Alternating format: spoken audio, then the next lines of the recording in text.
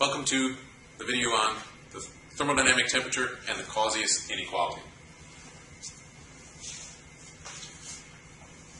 Alright, so we're going to examine the thermodynamic temperature first. Suppose we have a heat engine over here that works reversibly between a hot source at temperature TH, a hot source at temperature TH, and a cold sink at temperature TC. Now we can rearrange the efficiency expression that we looked at in the last video from this, and where we're saying here temperature T is equal to the temperature of the cold sink, TC. So we're going to replace TC with T. We can rearrange that to get this, and now we can solve for the temperature of the cold sink, and we get this expression.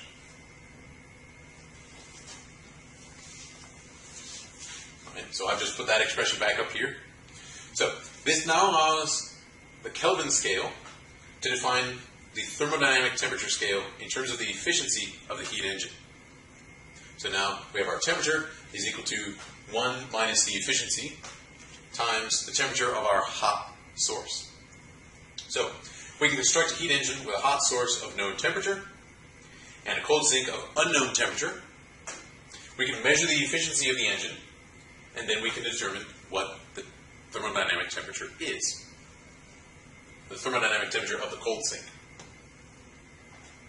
So note that the Kelvin scale is just a special case of the thermodynamic temperature scale, where the temperature of the hot source is the triple point of water, which we define is defined to be exactly 273.16 Kelvin. And if the efficiency of such a heat engine is, let's say, 0.20, then the temperature of the cold sink is, from our equation earlier, 1 minus the efficiency, 0.20, times the temperature of the hot source, 273.16 K. So 1 minus 0.20 is 0.8. So 0.8 times 273.16 Kelvin is 220 Kelvin. So the temperature of the cold sink is 220 Kelvin.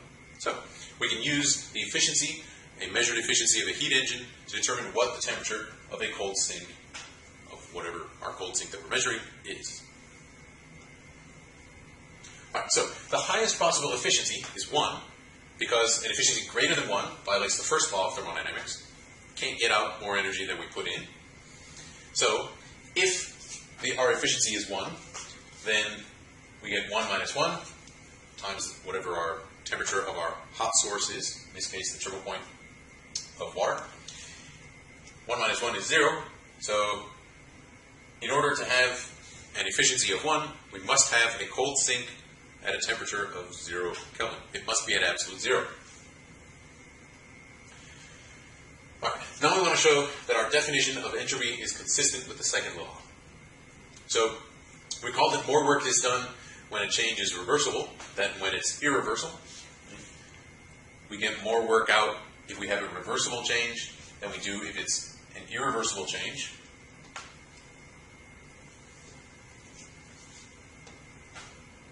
So if energy leaves the system as work, then both our infinitesimal change in work done reversibly and our infinitesimal change in work done irreversibly, both of them are negative, and that means that we get this inequality, which we can rearrange to get this inequality down here.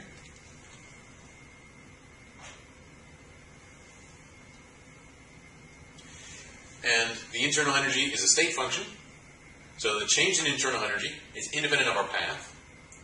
So internal energy is a state function, so a change in internal energy is independent of the path. And because this is true, then we can say this. And now we can rearrange to get this inequality.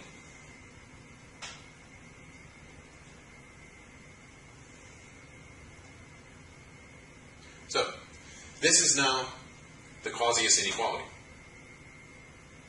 We can say that the change in heat, the heat release divided by the temperature for a reversible change is greater than the heat release divided by the temperature for an irreversible change.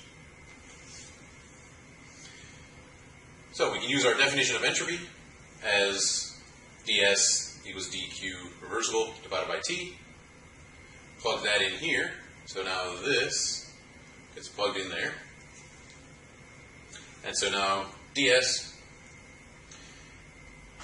must be greater than or equal to the heat transfer.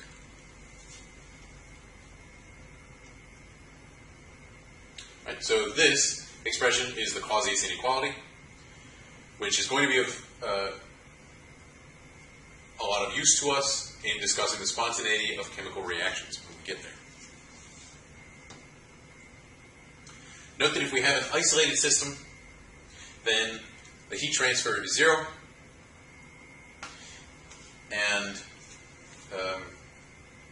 then the change in entropy must be greater than or equal to 0 for a spontaneous change. So the entropy of an isolated system cannot decrease when a spontaneous change occurs. The entropy of the isolated system must be positive or 0, and that's what the second law says. So that was the thermodynamic temperature and the Clausius inequality.